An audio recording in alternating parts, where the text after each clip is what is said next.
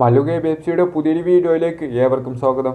പെപ്രയുടെ ഇഞ്ചുറിയുമായി ബന്ധപ്പെട്ട് ഇപ്പോൾ പ്രമുഖ മാധ്യമങ്ങളൊക്കെ ഇപ്പോൾ റിപ്പോർട്ടുകൾ പങ്കുവച്ചിരിക്കുകയാണ്.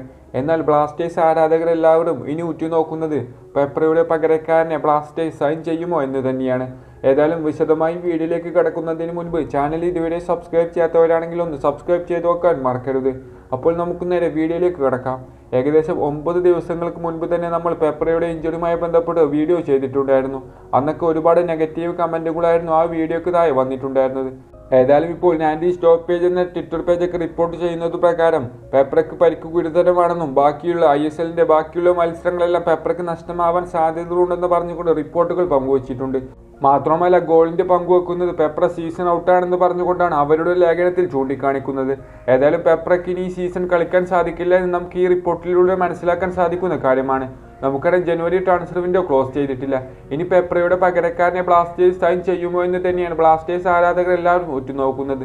രണ്ട് രീതിയിലുള്ള റൂമറുകൾ വരുന്നുണ്ട്. ബ്ലാസ്റ്റേഴ്സ് ഐ ലീഗ് ടീമായ ഗോകുലം കേരള FC ലോൺ അടിസ്ഥാനത്തിൽ വിട്ടയച്ചിട്ടുള്ള ഇമ്മാനുവൽ ജസ്റ്റിനെ ബ്ലാസ്റ്റേഴ്സ് തിരികെ വിളിക്കുമെന്നും അതുപോലെ തന്നെ ബ്ലാസ്റ്റേഴ്സ് മറ്റൊരു സൈനിങ് നടത്തുമെന്ന രീതിയിൽ രണ്ടഭിപ്രായങ്ങൾ വരുന്നുണ്ട്. ഏതായാലും ബ്ലാസ്റ്റേഴ്സ് എന്ത് ചെയ്യുമെന്ന് നമുക്ക് കാത്തിരിക്കാം. പെപ്രയ്ക്ക് ഇനി ഈ സീസൺ കളിക്കാൻ സാധിക്കില്ല. ഇമ്മാനുവൽ ജസ്റ്റിനെ തിരികെ വിളിക്കുമോ അതോ ബ്ലാസ്റ്റേഴ്സ് മറ്റൊരു സൈനിങ് നടത്തുമോ എന്ന് നമുക്ക് കാത്തിരിക്കാം. നിങ്ങളുടെ അഭിപ്രായങ്ങൾ കമൻറ്റ് ബോക്സിൽ അറിയിക്കുക. മറ്റൊരു വീഡിയോയുമായി നമുക്ക് വീണ്ടും കാണാം.